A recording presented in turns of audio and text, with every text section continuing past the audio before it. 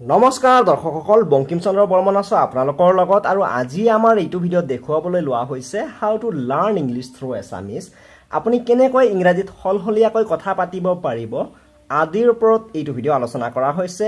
আৰু এইটো ভিডিঅ'ত দিয়া হৈছে কিছুমান টিপছ আৰু ট্ৰিক্স যিকেইটা ফ'ল' কৰিলে অতি সহজেই আপুনি ইংৰাজীত সলসলীয়াকৈ কথা ক'ব পাৰিব। তেনেহ'লে দেৰি নকৰি ভিডিঅ'টো আৰম্ভ কৰিছোঁ। প্ৰথমতে কওঁ যে ইংৰাজী শিকাৰ ক্ষেত্ৰত দুটা বস্তুই গুৰুত্বপূৰ্ণ ভূমিকা পালন কৰে, আৰু সেই বস্তু দুটা হ'ল অবজাৰ্ভেশ্যন আৰু প্ৰেক্টিছ। আৰু এইটো অকল ইংৰাজী শিকাৰ ক্ষেত্ৰতেই নহয়, যিকোনো ভাষা শিকাৰ ক্ষেত্ৰত এই দুটা বস্তু গুৰুত্বপূৰ্ণ ভূমিকা পালন কৰি আহিছে। প্ৰথমতে আমি আলোচনা কৰিব লৈছোঁ অবজাৰ্ভেশ্যন। অবজাৰ্ভেশ্যনে কেনেকৈ কাম কৰে যে এটা সৰু ল'ৰা ছোৱালীয়ে যেতিয়া নিজৰ মাতৃভাষাটো শিকে তেতিয়া তেওঁলোকে বাৰু ক'ৰ পৰা শিকে। আপুনি যেতিয়া মাতৃভাষাটো শিকিছে ক'ৰ পৰা শিকিছে? নিশ্চয় অবজাৰ্ভেশ্যন কৰি শিকিছে, শুনি শুনি শিকিছে, আপোনালোকৰ অভিভাৱকৰ পৰা শিকিছে, ডাঙৰ মানুহখিনিৰ পৰা শিকিছে। আৰু ইয়াৰ পিছত অলপ ডাঙৰ হোৱাৰ পিছত দেখিব যে সৰু ল'ৰা ছোৱালীখিনি যেতিয়া স্কুলত নাযায়, অ আ ক খ ABCD শিকাৰ আগতেই তেওঁলোকে টিভিত চাই চাই কি হয় হিন্দীত কথা ক'ব শিকিছে, হিন্দীৰ কিছুমান কবিতা ক'ব শিকিছে, ইংলিছ শিকিছে, কিছুমান দুই এটা শব্দ শিকিছে ইংৰাজীত। কিন্তু তেওঁলোক এইবিলাক চাই চাই শিকিছে, টিভিত চাই শিকিছে, মানুহৰ পৰা চাই শিকিছে। আৰু এই চোৱাটোকে অবজাৰ্ভেশ্যন বুলি কোৱা হয়। অৰ্থাৎ অবজাৰ্ভেশ্যনৰ ভাষা শিকাৰ ক্ষেত্ৰত এটা যথেষ্ট গুৰুত্বপূৰ্ণ ভূমিকা আছে। আৰু এই একেটা কথাকেই আপুনিও ব্যৱহাৰ কৰিব পাৰে ইংৰাজী শিকাৰ ক্ষেত্ৰত, আৰু বহুতেই এইটো ব্যৱহাৰ কৰি আহিছে আৰু এইটো ব্যৱহাৰ কৰি যথেষ্ট সুফলো পাইছে। আৰু মই নিজে প্ৰেক্টিকেলি এইটো ব্যৱহাৰ কৰোঁ। তো এইটো আপুনি কেনেকৈ ব্যৱহাৰ কৰিব এতিয়া মই আপোনালোকক কৈছোঁ যে ইয়াৰ কাৰণে অবজাৰ্ভেশ্যন কৰিবলৈ হ'লে আপুনি এটা সহজ বুদ্ধি আছে। আপোনাৰ মোবাইলতে যিবিলাক আপুনি ভিডিঅ' চাব সেইবিলাক ইংলিছত চাওক। টিভিত আপোনালোকে নিউজ চাব যেতিয়া ইংলিছত চাওক, চিনেমা চালেও আপুনি ইংলিছত চাওক, গান শুনিলে ইংলিছ গান শুনক।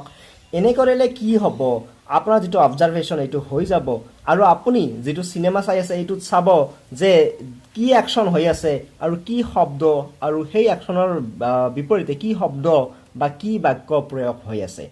ইয়াৰ ফলত আপোনাৰ ইংৰাজী যিটো শিকাৰ প্ৰচেছ এইটো যথেষ্ট সহজ হৈ পৰিব। তাৰপিছত আহিল প্ৰেক্টিছ। আপোনালোকে জানে যে যিকোনো কামক আমি বাস্তৱত ৰূপায়িত কৰিবলৈ হ'লে আমি প্ৰেক্টিছ কৰিবই লাগিব। ইয়াৰ কোনো শ্বৰ্টকাট নাই, গতিকে আপুনি প্ৰেক্টিছ কৰিবই লাগিব। এতিয়া আহিছে যে আপুনি প্ৰেক্টিছ কেনেকৈ কৰিব। প্ৰথম আপোনাৰ এটা মই শ্বৰ্টকাট, এটা সহজ উপায় দিছোঁ প্ৰেক্টিছৰ কাৰণে, যে আপোনাৰ যিটো মোবাইল আছে আপুনি ইয়াৰ অপাৰেটৰৰ বা বিভিন্ন বস্তুৰ কাষ্টমাৰ কেয়াৰ এক্সিকিউটিভলৈ ফোন কৰিব পাৰে। কাষ্টমাৰ কেয়াৰত ফোন কৰিলে তাতে অপশ্যন থাকে যে আপুনি কথা ইংৰাজীতো পাতিব পাৰে। যদিহে প্ৰথমতে আপোনাৰ অলপ খোকোজা হয়, আপুনি প্ৰশ্নখিনি ইংৰাজীত লিখিও ল'ব পাৰে, আৰু সেইবিলাক প্ৰশ্ন আওৰাই আপুনি কাষ্টমাৰ কেয়াৰজনক সুধিব পাৰে। আৰু কিছুদিন যোৱাৰ লগে লগে আপুনি নিজেই ইংৰাজীত প্ৰশ্ন বনাই বনাই তেওঁলোকক ইংৰাজীতে সুধিব পাৰে। আৰু ভুলে শুদ্ধ যিখিনি আপুনি সুধিব ইংলিছত, কাষ্টমাৰ কেয়াৰসকলেও আপোনাক ইংৰাজীতেই উত্তৰ দিব। আৰু ইয়াৰ ফলত এটা কনভাৰচেশ্যন হ'ব আপোনাৰ আৰু কাষ্টমাৰ কেয়াৰজনৰ মাজত, আৰু এনেকৈয়ে আপোনাৰ যিটো ইংলিছ স্পিকিঙৰ যিটো প্ৰচেছ সেইটো ডেভেলপ হ'ব। ইয়াৰ পিছৰ যিটো প্ৰচেছ সেইটো হ'ল নিউজ পেপাৰ ৰিডিং। আপুনি নিশ্চয় নিউজ পেপাৰ পঢ়ে, আজিকালি মোবাইলতে পঢ়িব পাৰি, বা আপুনি যদি নিউজ পেপাৰ কিনি পঢ়ে তেনেহ'লে আপুনি ইংলিছ নিউজ পেপাৰ লৈ আহক। এনেকুৱা নহয় যে আপুনি ৰেগুলাৰলি পঢ়িব লাগিব। আপুনি এটা নিউজ পেপাৰেই কিছুদিন যদি পঢ়িব পাৰে, এটা এটা আৰ্টিকেল, ইয়াৰ এটা এটা আৰ্টিকেল আপুনি পঢ়িব পাৰে এদিনত। আৰু এনেকৈ আপুনি ৰেগুলাৰলি পঢ়ক, মুঠতে ৰেগুলাৰলি পঢ়ক, অলপ টাইম দিয়ক। আৰু এনেকৈ ইংলিছ পেপাৰ যেতিয়া নিউজ পেপাৰ আপুনি পঢ়িব, আপোনাৰ ইংলিছ স্পিকিঙৰ ক্ষেত্ৰত আৰু এধাপ আপুনি আগুৱাই যাব, আৰু আপোনাৰ ইংলিছ স্পিকিংটো আপুনি যথেষ্ট সুফলভাৱে কৰিবলৈ সক্ষম হ'ব। ইয়াৰ পিছত আহিল এটা প্ৰেক্টিছ, সেইটো হ'ল যে আপুনি আইনাৰ আগতে প্ৰেক্টিছ কৰক।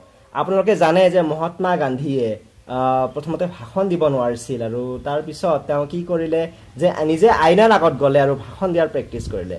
ঠিক সেইদৰে আপুনি আইনাৰ আগত গৈ ইংলিছত কথা কোৱাৰ প্ৰেক্টিছ কৰক। এনে কৰিলে কি হ'ব, আপোনাৰ কনফিডেন্স বাঢ়িব, আপোনাৰ যিটো লাজ ভাৱ সেইটো নাইকিয়া হ'ব। তাৰোপৰি আপুনি নিজে নিজে মনতে কিছুমান কথা ভাবিব পাৰে, যিবিলাক আপুনি এনেই ভাবি থাকে সেই কথাবিলাক যদি আপুনি ইংলিছত ভাবে তেনেহ'লেও আপুনি ইংলিছ স্পিকিঙৰ ক্ষেত্ৰত আৰু এধাপ আগুৱাই যাব। তাৰপিছত আপুনি এটা কাম কৰিব পাৰে, আপুনি ডায়েৰী লিখিব পাৰে। ডেইলি আপোনালোকে নিজৰ নিজৰ ডায়েৰী লিখিব পাৰে, আৰু যিখিনি কাম কৰিলে ৰাতিপুৱাৰ পৰা ৰাতিলৈ সেইখিনি আপুনি ইংলিছত লিখিবলৈ প্ৰেক্টিছ কৰক। আৰু এনে কৰিলে আপোনাৰ যেটো ইংলিশ স্পিকিংৰ যেটো প্ৰসেস এইটো যথেষ্ট সফলভাৱে আগবাঢ়ি যাব আৰু এনে প্ৰসেস কেইটা আপুনি ফলো কৰিলে কিছুদিন যোৱাৰ লগে লগে আপুনি অতি হলহলীয়াকৈ ইংলিশ স্পিকিং কৰিবলৈ সক্ষম হ'ব দৰ্শকসকল আশা কৰিছো আজিৰ ভিডিওটো আপোনালোকৰ ভাল লাগিছে ভাল লাগিলে ভিডিওটো লাইক আৰু শেয়াৰ কৰি দিব আৰু এতিয়ালৈ যদি আপুনি আমাৰ চেনেলটো সাবস্ক্ৰাইব কৰা নাই ভিডিওটোৰ তলত সাবস্ক্ৰাইব বুলি লিখা আছে তাতে ক্লিক কৰি দিব আৰু বহুমূলীয়া সময়কণ দি এইটো ভিডিও চোৱাৰ কাৰণে আপোনাক জনাইছো বহুত বহুত ধন্যবাদ আৰু মই বঙ্কিম চন্দ্ৰ বৰ্মনে লৈছো বিদায় লগ পাম আপোনাক ইয়াৰ পিছত আন এটি ভিডিওত নমস্কাৰ